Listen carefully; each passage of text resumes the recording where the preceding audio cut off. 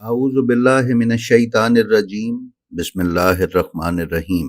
नाज़रीन व सामीन अस्सलामु अलैकुम। उम्मीद है आप खैरियत से होंगे और हमारे वीडियोस से मुस्तफ़ीद हो रहे होंगे। नाज़रीन, आज जिस हस्ती के तारुफ के सिलसिले में हम आपकी खिदमत में ये वीडियो लेकर हाजिर हुए हैं, वो जनाब अमीर अलैहिस्सलाम की वालिदा मोहतरमा हज़रत फ़ातिमा बिनते असद सलामुल्लाह अलैहा हैं। बीबी के बारे में उमूमी वाक़यात से तो हम सभी आगाह हैं, लेकिन कुछ मतालिब ऐसे हैं जिनसे आगाह होना ज़रूरी है। लिहाजा हमारी ये कोशिश होगी कि हम आम मालूमात से हटकर बीबी सलामुल्लाह अलैहा की ज़ात अक़दस के कुछ ऐसे ज़ाविये पेश करें जो आपके इल्म व मारिफत में इजाफे का बाइस हों। तो आइए चलते हैं अपनी आज की वीडियो पर। नाज़रीन मोहतरम, अमीर कायनात की वालिदा गिरामी का इसमें मुबारक फ़ातिमा बिनते असद है, जो हज़रत अब्दुल मुत्तलिब के भाई असद बिन हाशिम बिन अब्दु मुनाफ की बेटी हैं। नाज़रीन, जनाब फ़ातिमा बिनते असद की वालिदा का नाम फ़ातिमा बिनते हरिम था, जो कि हरिम बिन रवाहा बिन हजर बिन अब्दुल्ला बिन मुइज़ बिन वहब बिन सालिबा बिन फ़हर की बेटी थी। रसूल अकरम सल्लल्लाहु अलैहि वसल्लम की मदीना हिजरत से 55 या 60 साल पहले बीबी इस दुनिया में तशरीफ़ लाईं। जब हज़रत अबू तालिब अलैहिस्सलाम जवान हुए तो उनके वालिद को उनकी शादी की फ़िक्र हुई। वो एक ऐसी खातून की तलाश में थे जो दीनदार और दीन हनीफ की पैरोकार हो। चुनाचे निगाह इंतखाब जनाब असद बिन हाशिम की बेटी हज़रत फ़ातिमा सलामुल्लाह अलैहा पर जाकर ठहरी। लिहाजा जनाब अब्दुल मुत्तलिब ने अपने भाई असद से उनकी बेटी फ़ातिमा का रिश्ता अपने बेटे हज़रत अबू तालिब अलैहिस्सलाम के लिए मांगा। उस पर जनाब असद ने इकरार में जवाब दिया और जनाब अबू तालिब की तजवीज हज़रत फ़ातिमा बिनते असद से हो गई। हज़रत अबू तालिब और बीबी फ़ातिमा बिनते असद सबसे पहले हाशमी मियाँ बीवी थे। उनका निकाह लोगों के इज्तमा में पढ़ा गया और जनाब अबू तालिब अलैहिस्सलाम ने हज़रत असद से मुखातिब होकर यूं खुतबा पढ़ा: हम्द उस खुदा की जो आलमीन का रब है, अर्श का मालिक है, वो खुदा जिसने हमें खाना काबा की खिदमत के लिए मुंतखब किया और हमें इज्जत व शर्फ अता किया।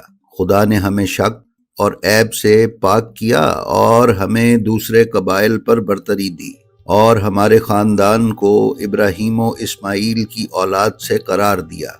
मैं फ़ातिमा बिनते असद का निकाह अपने साथ कर रहा हूँ। इसके बाद आपने हक महर अदा किया। फिर जनाब असद से पूछा कि क्या आप इस निकाह की गवाही देते हैं? जनाब असद ने कहा, हम भी आपके साथ फ़ातिमा की शादी पर राज़ी हैं। नाजरीन, इसके बाद लोगों को खाना खिलाया गया और खुशी मनाई गई। हज़रत फ़ातिमा और जनाब अबू तालिब की औलाद में बड़े बेटे जनाब तालिब थे। उन पर एक मुफस्सिल वीडियो हम पहले ही अपने चैनल पर अपलोड कर चुके हैं। आप उनकी मज़ीद तफसील के लिए हमारी वो वीडियो मुलाहिज़ा फरमा सकते हैं। जनाब तालिब के बाद जनाब अकील, फिर जनाब जाफ़र तैयार और फिर हज़रत अली अलैहिस्सलाम, और इन सब बेटों में 10-10 साल का फ़र्क था। जबकि बेटियों में हज़रत जमाना, हज़रत फ़ाख्ता, जिन्हें के उम्मे हानी के नाम से याद किया जाता है, और रीता बिनते अबू तालिब। जनाब अब्दुल मुत्तलिब अलैहिस्सलाम के इंतकाल के बाद जब रसूल अकरम सल्लल्लाहु अलैहि वसल्लम की परवरिश की जिम्मेदारी जनाब अबू तालिब अलैहिस्सलाम ने संभाली तो हज़रत फ़ातिमा बिनते असद सलामुल्लाह अलैहा ने रसूल अकरम की परवरिश एक चची की तरह नहीं बल्कि एक माँ बनकर की। आपकी रसूल अकरम सल्लल्लाहु अलैहि वसल्लम से मोहब्बत इस कदर ज़्यादा थी कि बीबी रसूल अकरम को अच्छी ग़िज़ा देती और अपने बच्चों का आम ग़िज़ा से पेट भरती। इस अमर का इजहार रसूल अकरम ने खुद अपनी ज़बान मुबारक से भी फरमाया है, जिसका तज़किरा हम आगे चलकर करेंगे। नाजरीन, अल्लामा मुफ्ती जाफ़र हुसैन साहब ने अपनी किताब सीरत अमीरुल मोमिनीन अलैहिस्सलाम के सफ़ा 117 पर तहरीर किया है कि हज़रत फ़ातिमा बिनते असद जनाब हाशिम की पोती और रसूलुल्लाह सल्लल्लाहु अलैहि वसल्लम की फूफी और जनाब अबू तालिब अलैहिस्सलाम की ज़ौजा होने के ताल्लुक से रसूल अकरम की चची थीं। जब आ हज़रत सल्लल्लाहु अलैहि वसल्लम जनाब अबू तालिब की किफ़ालत में आए तो उन्हीं की गोद पैगंबर जैसे हादी अकबर और रहनुमाए आज़म की गहवाराए तरबियत बनी और उन्हीं की आगोश मोहब्बत اور شفقت میں پرورش پائی۔ اگر حضرت ابو طالب علیہ السلام نے تربیت و نگہداشت میں باپ کے فرائض انجام دیے تو فاطمہ بنت اسد نے اس طرح محبت و دلسوزی اور دیکھ بھال کی کہ یتیم عبداللہ کو ماں کی کمی کا احساس نہ ہونے دیا۔ اپنے بچوں سے زیادہ ان کا خیال رکھتی اور ان کے مقابلے میں اپنی اولاد تک کی پرواہ نہ کرتی۔ ان کی محبت اور التفات کا یہ عالم تھا کہ جب کھجور کے درختوں میں پھل آتا تو صبح سویرے اٹھ کر کھجوروں کے کچھ دانے چن کر علیحدہ رکھ دیتی، اور جب ان کے بچے ادھر ادھر ہو جاتے تو وہ کھجوریں حضرت صلی اللہ علیہ وآلہ وسلم کو پیش کرتی، اور جب دسترخوان بچھتا تو اس پر سے کچھ کھانا اٹھا کر الگ رکھ دیتی کہ اگر کسی وقت رسول اکرم کھانا مانگیں تو انہیں دے سکے۔ پیغمبر اکرم صلی اللہ علیہ وآلہ وسلم بھی انہیں ماں سمجھتے، ماں کہہ کر پکارتے اور ماں کی ہی طرح عزت و احترام کرتے تھے۔ چنانچہ ان کی شفقت و محبت کا اعتراف کرتے ہوئے حضرت صلی اللہ علیہ وآلہ وسلم نے ارشاد فرمایا، جو کہ کتاب استیعاب عبد البر کی جلد 2 صفحہ 774 پر درج ہے کہ جناب ابو طالب کے بعد ان سے زیادہ یعنی حضرت فاطمہ بنت اسد سے زیادہ مجھ پر کوئی شفیق و مہربان نہ تھا۔ ناظرین، حضرت ان کی مادرانہ شفقت اور نظر محبت سے اتنا متاثر تھے کہ منصب رسالت پر فائز ہونے کے بعد اپنے فرائض منصبی سے وقت نکالتے اور ان کے ہاں جاتے۔ اکثر دوپہر کے اوقات انہی کے ہاں گزارتے۔ ابن سعد نے طبقات کی جلد نمبر 8 میں صفحہ 222 پر تحریر کیا ہے کہ رسول اللہ آپ کی زیارت کو آتے اور دوپہر کو انہی کے ہاں استراحت فرماتے۔ ناظرین، علامہ مفتی جعفر حسین صاحب نے یہ بھی بیان فرمایا ہے کہ حضرت فاطمہ بنت اسد سلام اللہ علیہا میں موروثی صفات اور خاندانی خصوصیات پوری طرح راسخ تھیں۔ اپنے آباء و اجداد کی طرح مسلک ابراہیمی کی پابند، دین حنیف کی پیروکار اور شرک و کفر کی آلائشوں سے پاک و صاف تھیں۔ چنانچہ حضرت صلی اللہ علیہ وآلہ وسلم نے حضرت علی سے اپنے صلبی اور خلقی اشتراک کے سلسلے میں فرمایا، جو کتاب کفایت الطالب صفحہ 26 پر مرقوم ہے کہ خدائے بزرگ و برتر نے ہمیں حضرت آدم کے صلب سے پاکیزہ صلبوں اور پاکیزہ شکموں کی طرف منتقل کیا۔ جس صلب سے میں منتقل ہوا اسی صلب سے ایک ساتھ علی منتقل ہوئے، یہاں تک کہ خداوند عالم نے مجھے آمنہ کے شکم اطہر میں اور علی کو حضرت فاطمہ بنت اسد کے پاکیزہ شکم میں ودیعت فرمایا۔ ناظرین، ابن صباغ مالکی نے اپنی کتاب فصول المہمہ میں بیان کیا ہے کہ حضرت فاطمہ بنت اسد نے پیغمبر اکرم صلی اللہ علیہ وآلہ وسلم کے ساتھ ہجرت کی اور سابق الاسلام خواتین میں سے تھیں۔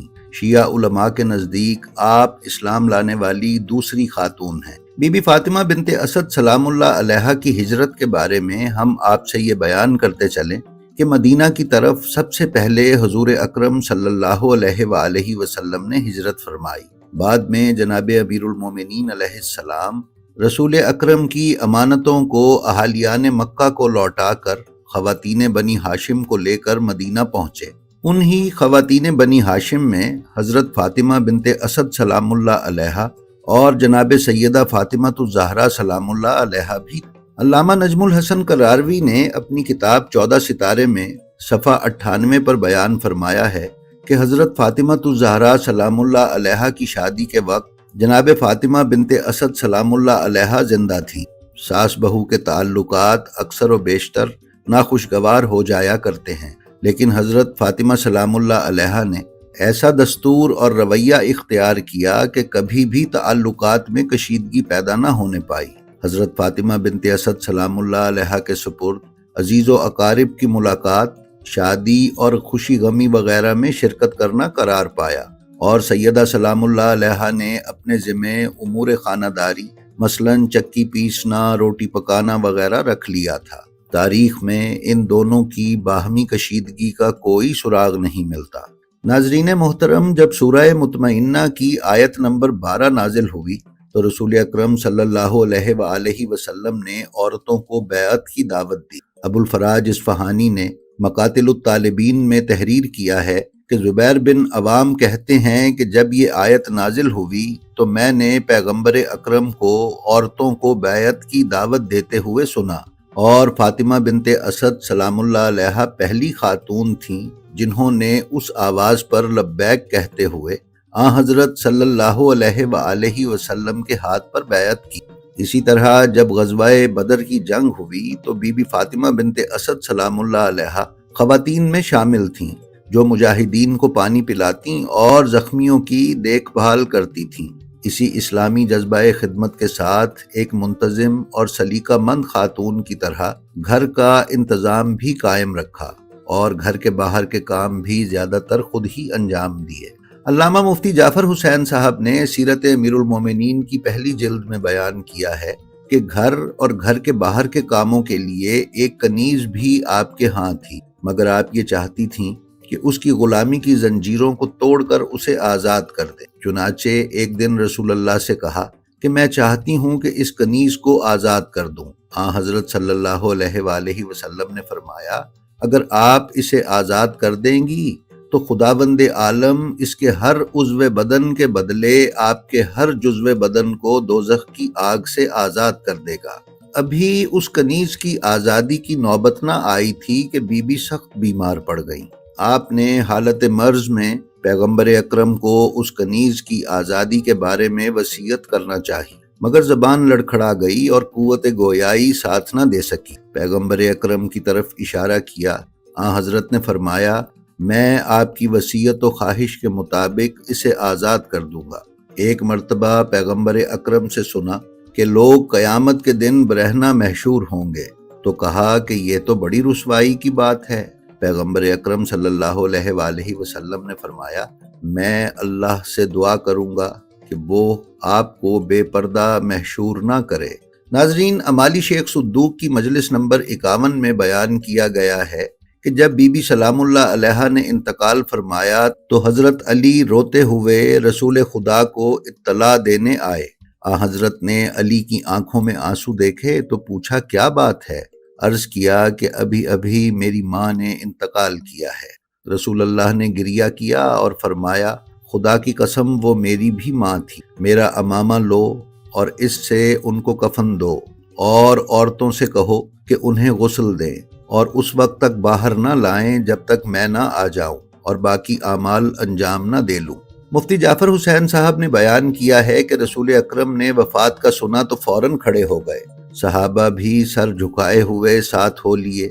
جب ان کے ہاں آئے تو اپنا پیراہن یعنی کرتا اتار کر دیا اور فرمایا کہ انہیں کفن کے طور پر پہنایا جائے۔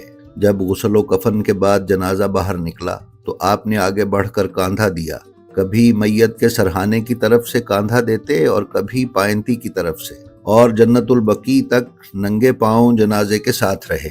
امالی شیخ صدوق میں بیان کیا گیا ہے کہ بی بی کا جنازہ اس طرح پڑھایا گیا کہ کسی اور کے جنازے کو اس طرح پڑھاتے نہیں دیکھا گیا۔ آپ کے جنازے پر 40 تکبیریں کہی گئیں۔ پھر جناب رسول خدا آپ کی قبر اطہر میں اترے اور اس میں لیٹ کر اس کی کشادگی کا تعین فرمایا، اور جناب امیر کو بھی قبر کے اندر بلایا۔ پھر اس عمل سے فارغ ہو کر جناب امیر سے فرمایا کہ وہ قبر سے باہر تشریف لے جائیں۔ پھر بی بی کو قبر کے اندر اتارا اور ان کے سرہانے کھڑے ہو کر فرمایا اے فاطمہ، میں محمد اولاد آدم کا سردار ہوں۔ جب منکر نکیر آئیں اور آپ سے پوچھیں کہ آپ کا پروردگار کون ہے تو فرمائیے گا خدا میرا پروردگار ہے۔ پھر فرمائیے گا محمد میرا رسول اور اسلام میرا دین ہے۔ پھر فرمائیے گا کہ میرا بیٹا میرا ولی اور امام ہے۔ پھر رسول اللہ صلی اللہ علیہ وآلہ وسلم نے فرمایا اے خدا، فاطمہ کو قول حق پر قائم رکھ۔ کتاب امالی میں شیخ صدوق نے بیان کیا ہے کہ پھر رسول خدا قبر سے باہر تشریف لائے اور چند مٹھی خاک آپ کی قبر پر ڈالی۔ جب قبر پر مٹی ڈال دی گئی تو آپ نے اپنے دونوں ہاتھوں سے اس مٹی کو برابر کیا اور دبایا۔ یہ دیکھ کر عمار یاسر آگے بڑھے اور عرض کیا یا رسول اللہ، میرے ماں باپ آپ پر قربان، کیا وجہ ہے کہ جس طرح یہ نماز جنازہ پڑھائی گئی ہے کسی اور کی نہیں پڑھائی گئی؟ رسول خدا نے فرمایا اے ابو یقظان وہ اسی لائق تھی۔ ابو طالب کثیر العیال تھے، یہ فاطمہ دوسرے بچوں کا کم اور میرا زیادہ خیال رکھتی تھیں، وہ انہیں برہنہ رکھتی اور مجھے لباس پہناتی تھیں، وہ مجھے عمدہ طریقے سے نہلاتی اور ان کی نسبت مجھے زیادہ صاف ستھرا رکھتی۔ عمار نے پوچھا آپ ان کی قبر میں بے حس و حرکت اور خاموش کیوں لیٹ گئے تھے؟ تو رسول اللہ صلی اللہ علیہ وآلہ وسلم نے فرمایا اس لیے کہ لوگ روز قیامت برہنہ محشور ہوں گے، اور میں نے خدا سے اصرار کیا کہ انہیں ستر عورت یعنی پردے میں محشور کیا جائے۔ مجھے قسم ہے اس کی جس کے قبضے میں میری جان ہے، میں ابھی ان کی قبر سے باہر بھی نہ آیا تھا کہ میں نے دیکھا کہ ان کے سر کی سمت نور کے 2 چراغ روشن ہیں، 2 چراغ ان کے پہلو میں ہیں اور 2 چراغ ان کے قدموں کی طرف روشن ہیں، اور 2 فرشتوں کو ان کی قبر پر مامور کیا گیا ہے تاکہ قیامت تک ان کے لیے مغفرت طلب کرتے رہیں۔ ناظرین، جناب امیر المومنین علیہ السلام کی والدہ نے 4 یا کچھ روایات کے مطابق 5 ہجری قمری میں 60 یا 65 سال کی عمر میں وفات پائی، اور کچھ کے نزدیک 23 صفر اور کچھ نے ان کا یوم وفات 7 رمضان المبارک بیان کیا ہے۔ آپ کو مدینہ کے قبرستان جنت البقیع میں سپرد خاک کیا گیا۔ کچھ علماء کے نزدیک وہ تربت اطہر جو جنت البقیع کے 4 ائمہ طاہرین کی قبروں کے سر کی جانب ہے اور جسے عام طور پر سیدہ فاطمہ الزہرا سلام اللہ علیہا کی تربت سمجھا جاتا ہے، دراصل وہ بی بی فاطمہ بنت اسد سلام اللہ علیہا کی تربت ہے۔ جی تو ناظرین، یہ تھی ہماری آج کی ویڈیو، ہمیں امید ہے یہ آپ کو پسند آئی ہوگی۔ اگر آپ ہمارے چینل بلینڈ آف ہسٹری پر نئے ہیں تو ہم آپ سے گزارش کرتے ہیں کہ برائے مہربانی اسے سبسکرائب کر لیں اور اس کے بیل آئیکن پر کلک کر کے آل نوٹیفیکیشنز کی سیٹنگ کا انتخاب کر لیں تاکہ آپ ہمارے کسی بھی ویڈیو سے محروم نہ رہ سکیں۔ اس کے ساتھ ہی ساتھ ہمارا جو ویڈیو آپ کو پسند آئے اس کا لنک اپنے حلقہ احباب میں شیئر کرنا نہ بھولیں تاکہ علوم آل محمد کی نشر و اشاعت میں آپ کی حصہ داری برقرار رہے۔ ہماری آپ سے یہ بھی درخواست ہے کہ آپ اپنا اور اپنے متعلقین کا بے حد خیال رکھیں اور خلق خدا میں آسانیاں تقسیم کرتے رہیں۔ خدا آپ کا حامی و ناصر ہو۔ السلام علیکم۔